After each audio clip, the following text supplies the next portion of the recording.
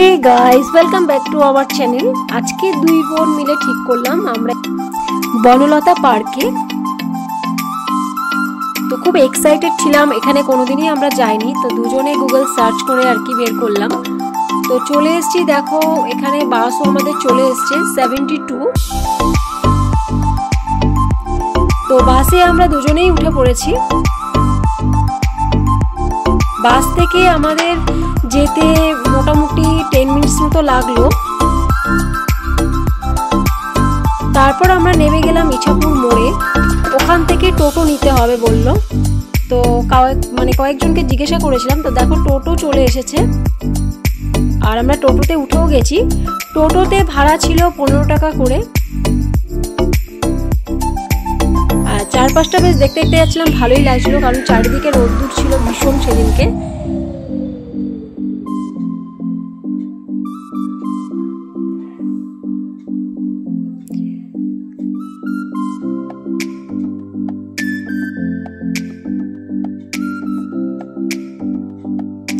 তো আমরা চলে এসেছি, দেখতে পাচ্ছ বনলতা পার্ক। খুব তাড়াতাড়ি মোটামুটি আমরা চলে এসেছি। এবার আমাদের রোডটা ক্রস করতে হবে।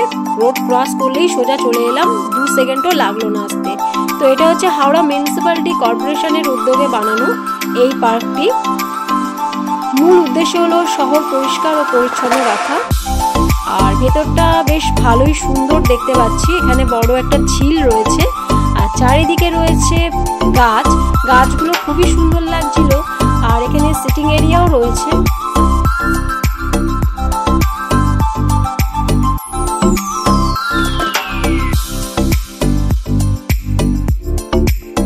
আর এখানে গরমকালে আসলে না কোনো কথা হবে না, গরমকালে ভীষণই ভালো লাগবে, কারণ এখানে বসে থাকতে ভীষণ ভালো লাগবে।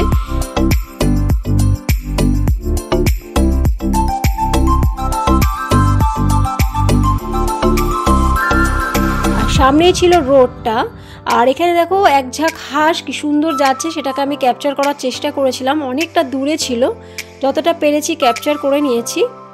তবে সব মিলিয়ে মিশিয়ে জায়গাটা আমার বেশ ভালোই লাগছিল। বেশ গরমকালে এখানে তোমরাও এসে একটু সময় কাটাতে পারো। সন্ধ্যের টাইমটা মনে হয় বেশি ভালো লাগবে, কারণ আমরা একটু তাড়াতাড়ি চলে এসেছিলাম, কারণ না আমরা এখানটা জানতাম না ঠিক মতো, সেই কারণে একটু তাড়াতাড়ি চলে এসেছিলাম। আর এখানে রয়েছে একটা কদম ফুলের গাছ। কদম ফুলের গাছটা ভীষণই সুন্দর, অনেক ফুল হয়েছিল গাছটার মধ্যে, যেটা খুব ভালো লাগছিল দেখতে।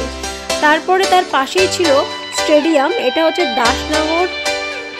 তো স্টেডিয়ামটা খুবই সুন্দর ছিল। আর স্টেডিয়ামের নাম হচ্ছে আলমোহন দাস ইন্ডোর স্টেডিয়াম। তো অনেকটা বড় জায়গা নিয়ে স্টেডিয়ামটা।